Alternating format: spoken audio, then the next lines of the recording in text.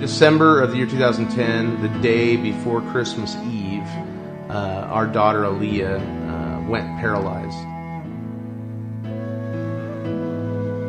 And when a doctor comes and tells you that they're going to have to put your daughter on life support, you know, it just throws you.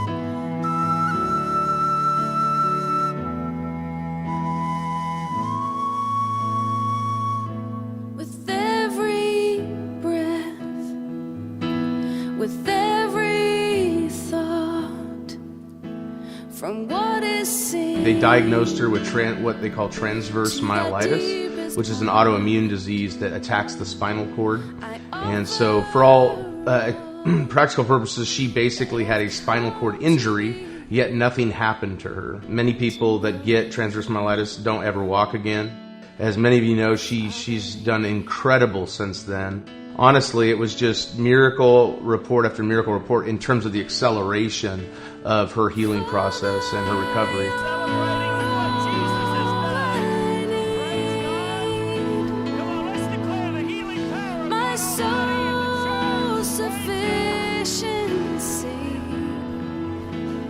The amount of people around us that really care and showed their care was phenomenal, was overwhelming even at times. And so recently we've had the opportunity to go to Baltimore, where Johns Hopkins University is, famous place when it comes to the medical world. Johns Hopkins University also hosts another institute called Kennedy Krieger, and they're the leading therapists and doctors when it comes to transverse myelitis, which is what Aleah had, and physical and occupational therapy. Well, I stayed at this place called the Believe in Tomorrow Children's Foundation. It was really cool, and that I got to watch movies with some people that were staying there too, with in other rooms. But while there, something really amazing happened that just kind of opened my eyes as a Christian pastor, father.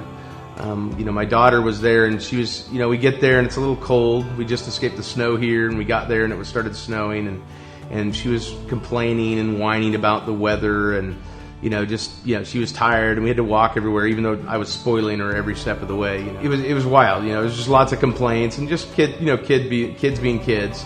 And we get to the respite housing where we stayed, which basically a bunch of other people that are at this institute who have injuries and similar issues.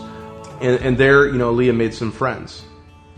And there's children there that have had similar stuff that she's had that aren't as recovered. And one of the girls actually that was there that had a spinal cord injury was named Macy. And Macy is a 9-year-old whose mom found her outside, pinned underneath a large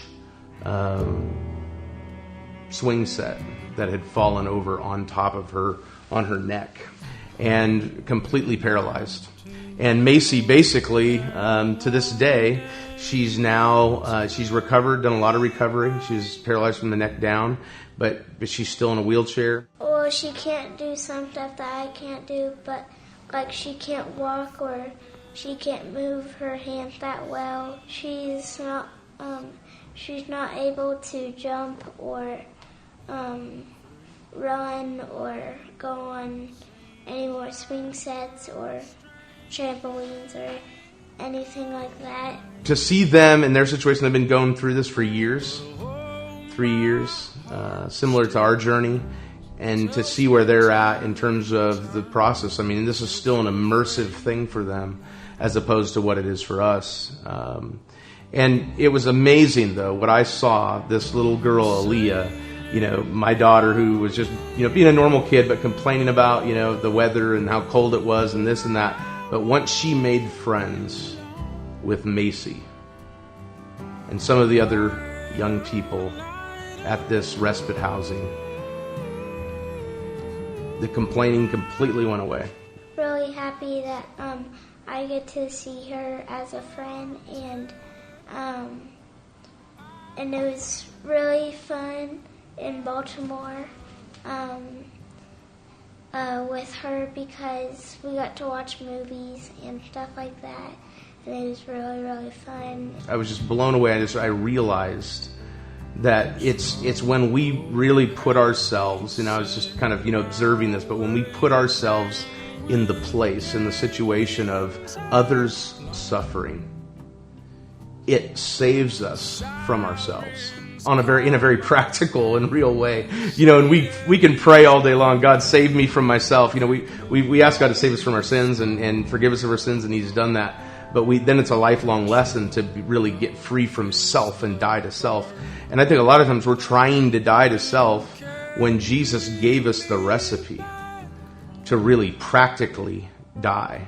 And that is exposing yourself to being present in someone else's suffering. I'm grateful for us and our journey and our ability to participate in supporting others as they go through tough times in their lives.